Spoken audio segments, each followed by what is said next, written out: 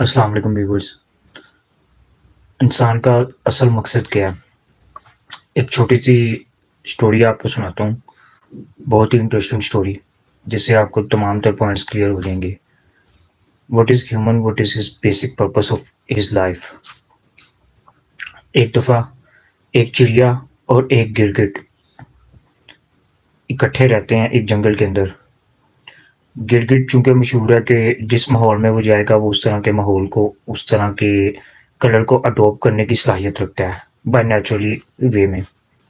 जबकि चिड़िया चिड़िया के बारे में सबको पता है कि वो उड़ान में सबसे एक छोटा परिंदा माना जाता है जिसकी उड़ान सबसे कम होती है। होता क्या है, अब चिड़िया और गिरगिट हँसी-खुशी अपनी-अपनी ज़िंदगी बसर कर रहे होते हैं। एक दफ़ा एक शिकारी जंगल में शिकार को निकल आता है। जैसे ही गिरगिट शिकारी को देखता है, गिरगिट हस्बे-मामूल जो उसकी फ़ितरत है, वो एक दरख्त के साथ चिपक जाता है और वो दरख्त का कलर अडॉप्ट कर लेता है। अब शिकारी को पता नहीं चलता कि यहाँ पे गिरगिट भी मौजूद है।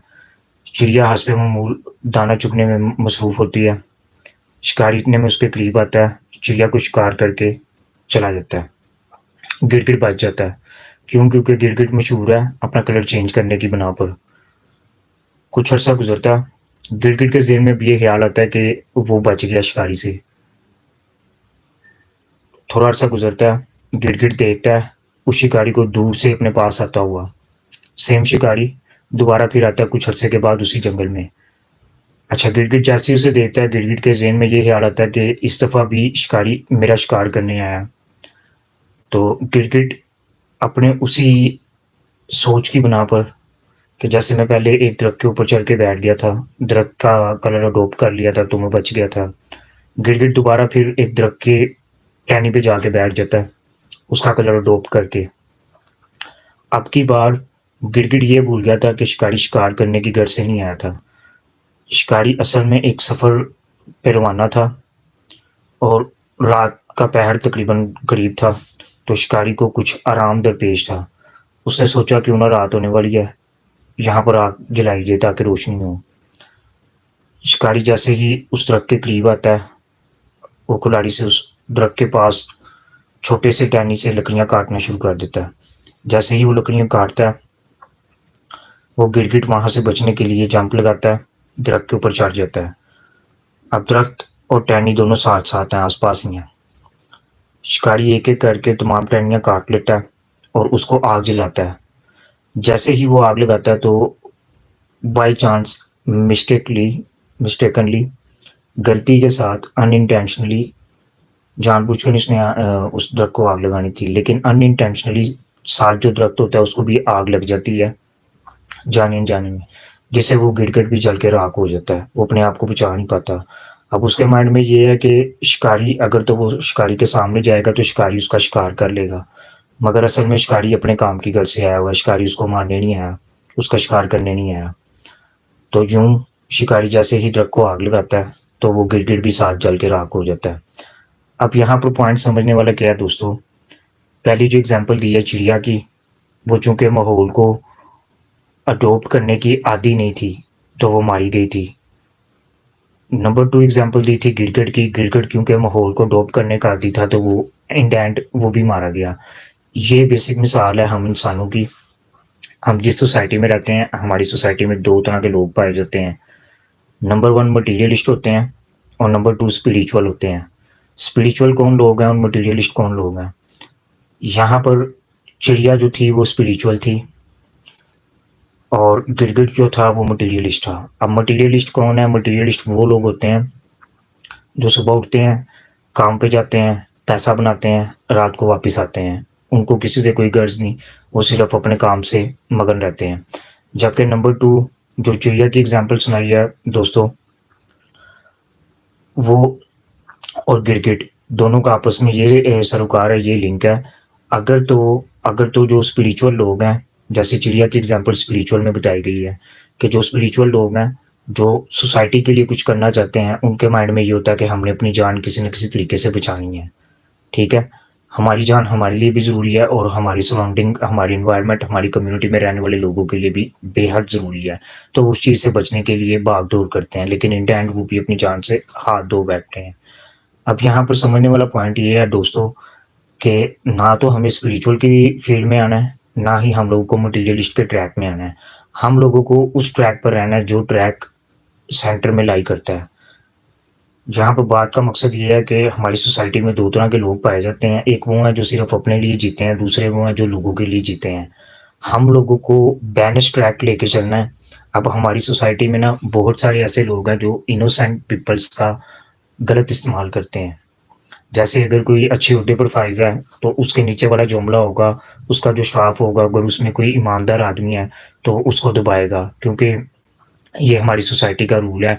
हर ताकतवर अपने से कमतर पे बोझ डालता है, हर ताकतवर अपने से कमतर को दबाने की कोशिश करता है।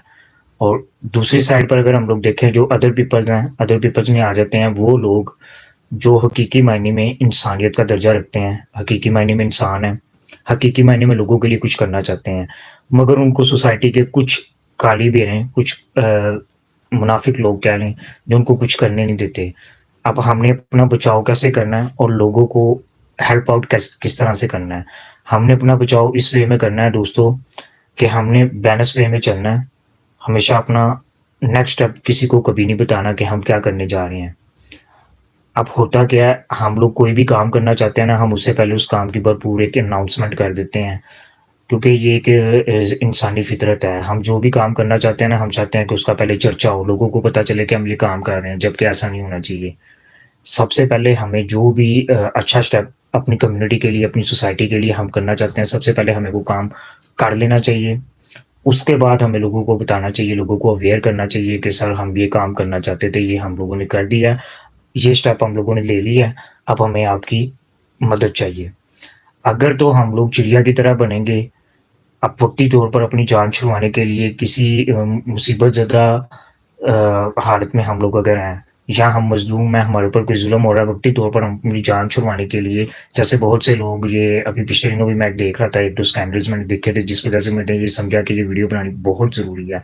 अब बहुत सारे लोग क्या करते हैं, अगर उनके ऊपर किसी किस्म की ब्रुटैलिटी या कोई ज़ुल्म हो रहा है, तो वो क्या करेंगे, वो उस ज़ुल्म से छुटकारा हासिल करने के लिए ना सुसाइड की तरफ मूव कर जाएँगे, जबकि ऐसा नहीं करना चाहिए। उनका अंजाम भी इन द एंड उसी चिड़िया की तरह होगा, जो शिकारी से अपनी जान छुड़वाने के लिए उड़ी थी, लेकिन शिकारी ने मौके की तलाश में, मौके की तान में बैठा हुआ था और उसका शिकार कर दिया। और ना ही हम लोगों को गिरगिट की सीरीज़ में आना है। गिरगिट की सीरीज़ में क्या था कि गिरगिट ने अपना रंग बदला, एक दफ़ा तो वो बच गया, लेकिन इन द एंड वो भी शिकार हो गया। हम लोगों ने बैलेंस फॉर्म में रहना है। हम जो भी काम करना चाहते हैं, अच्छाई का काम, अपनी सोसाइटी के लिए, अपने माशरे के लिए, अपने घर वालों के लिए, अपनी फैमिलीज़ के लिए, हम लोगों को वो अच्छाई का काम इस पॉज़िटिव सेंस के साथ करना है कि हमारा काम भी हो जाए और दूसरे लोगों को उसकी भिन्नता तक ना महसूस हो। अब हम सबकी साइकी ये होती है कि जी मैं जो भी काम करूँगा वो अच्छाई का काम है, तो वो ये हर बंदे को पता होना चाहिए। देखें सोसाइटी क्या है, सोसाइटी ये है कि अगर हम कोई अच्छा काम करने जा रहे हैं ना, तो हमें बहुत सारे लोग रोकने में आ जाते हैं। क्यों? क्योंकि लोग ये देखते हैं कि हम ये काम नहीं कर पा रहे, तो ये बंदा क्यों कर पा रहा है? जबकि हर इंसान का अलग-अलग लाइफ़ ज़ोन है। अगर मैं जस्ट एक एग्ज़ाम्पल दे रहा हूँ, अगर मैं 20-25 साल की एज में किसी मुकाम पे पहुँच जाता हूँ, तो इसमें मेरा कोई कमाल नहीं है। ऐन मुमकिन है कि मुझसे पहले जो इंसान कामयाब हो चुका हुआ है, जैसे एक एग्ज़ाम्पल के तौर पे समझाता हूँ कि एक ऐसा इंसान जो 30 साल की उम्र में कामयाब हो गया, करोड़पति बन गया, अब ऐन मुमकिन है कि वो 31वें साल मर जाए, उसकी डेथ हो जाए। और एक वो इंसान जो 65 की एज में कोई काम शुरू करता है, या 70 की एज में कोई काम शुरू करता है, या 50 प्लस में या रिटायर्ड फॉर्म में कोई काम शुरू करता है, अब ऐन मुमकिन है कि वो इंसान 20-30 साल और जिए।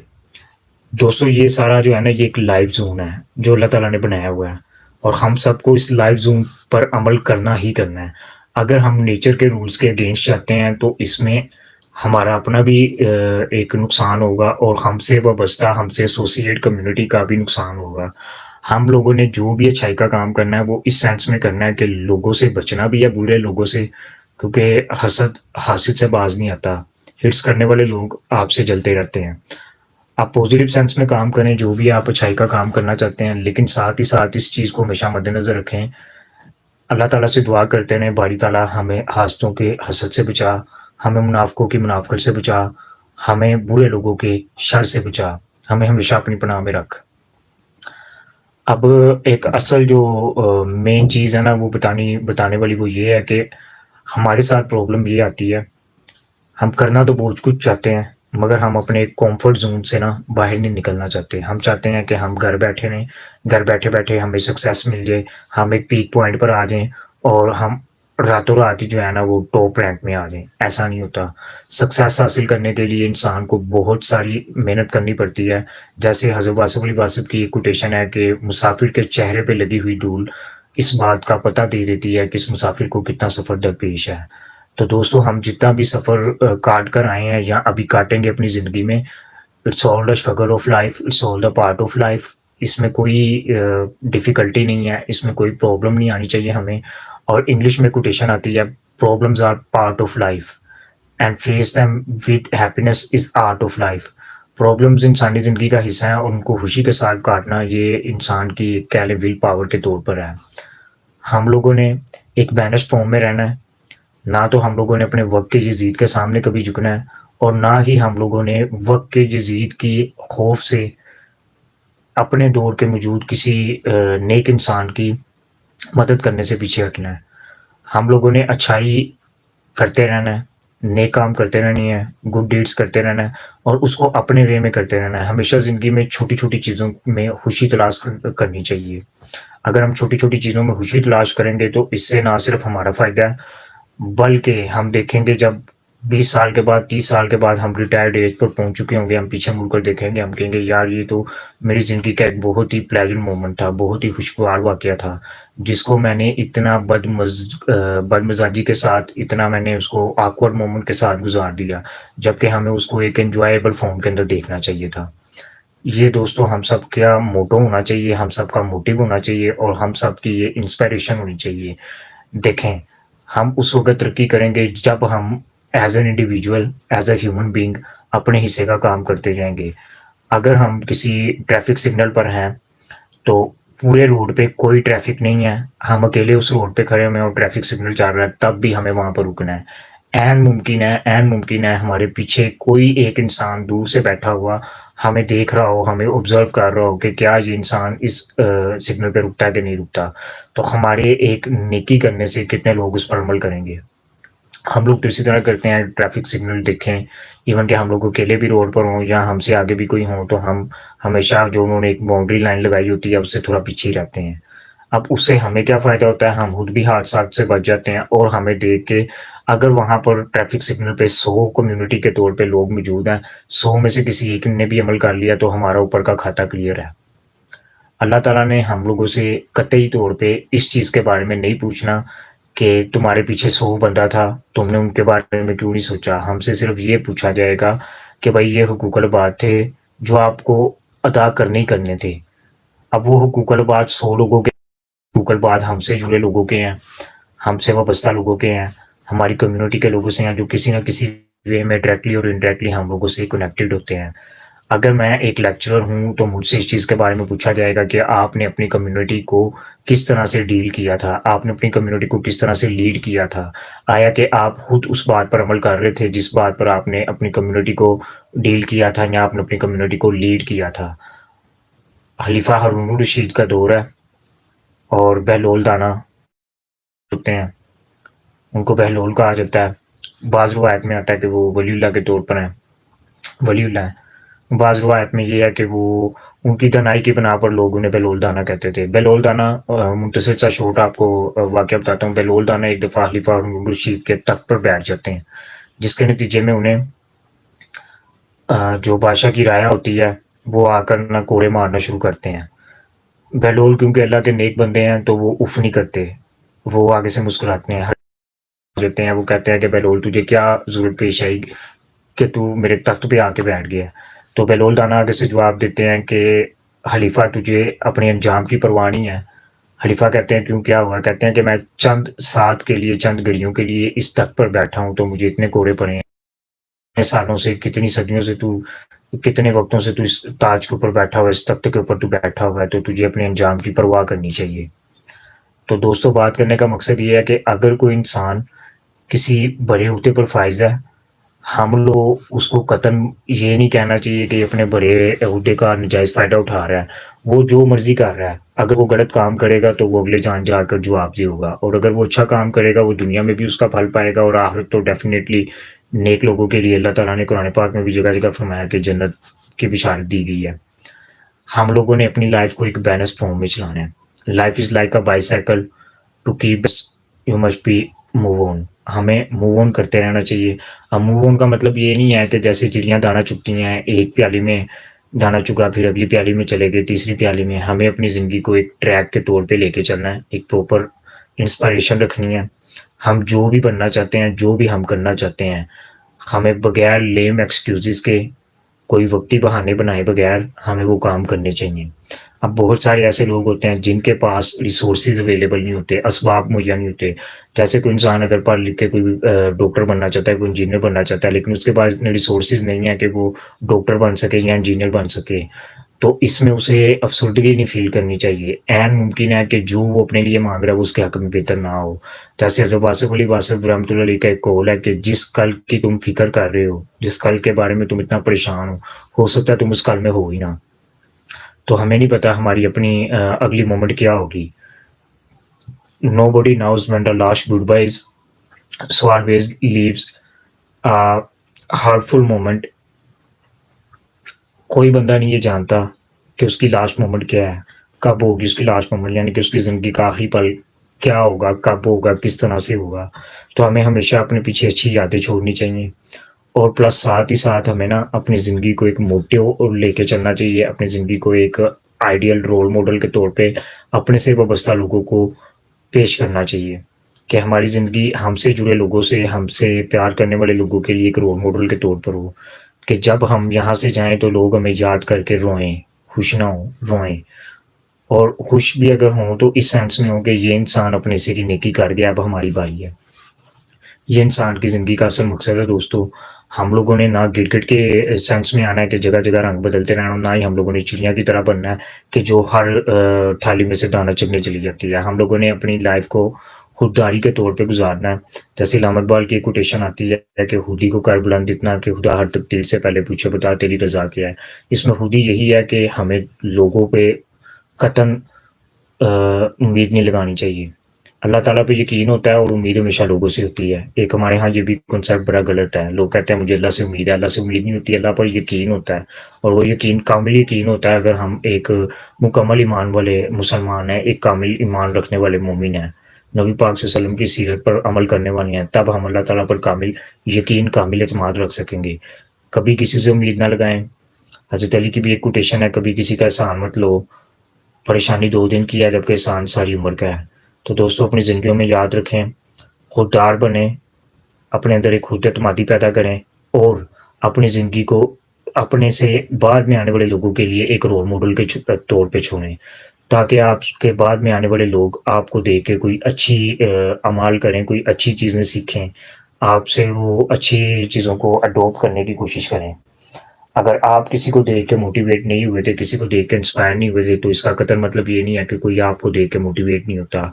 अगर आप मस्जिद में नमाज़ पढ़ने जाते हैं, वहाँ पर देखते हैं कि छोटे बच्चे हैं, अब हमें कोशिश ये करनी है कि हमने अपनी नमाज़ वैसे रूटीन में अगर हम फ़र्ज़ पढ़ के निकल आते हैं, तो हमें उस वक़्त पूरी नमाज़ वहीं पे पढ़नी है, ताकि वो जो छोटे बच्चे वहाँ पर आए हैं, वो हमें देख के सीखें। सेम इसी तरह अगर हम कोई नेकी का काम कर रहे हैं, किसी भी जगह पे कोई भी नेकी का काम, तो हमने उसको इस सेंस में करना है कि देखने वाला उसको देखकर ही उसका लुत्फ़ महसूस करे। हमें वो नेकी खुशी की सेंस में करनी है। हम अल्लाह के नाम पे कोई चीज़ बाँट रहे हैं, तो हमने उसको इस सेंस में बाँटना है कि दूसरे उसको देखकर खुशी महसूस करें। दूसरों को भी ये हो कि यार ये इंसान ये काम कर रहा है, तो इसमें इसको कितनी लज़्ज़त महसूस हो रही है, तो क्यों ना मैं भी ये काम करूँ। हमें अपनी ज़िंदगी को इस तरह से गुज़ारना है। ये असल ज़िंदगी का मकसद है। ये हमारा असल मोटो है, ये हमारा असल बेसिक पॉइंट है। जिस बेसिक पॉइंट पर अमल करने के बाद हम अपनी ज़िंदगियों में आसानियाँ देखेंगे। खुश रहें, आबाद रहें, पाकिस्तान पाइंदाबाद। अल्लाह हाफ़िज़।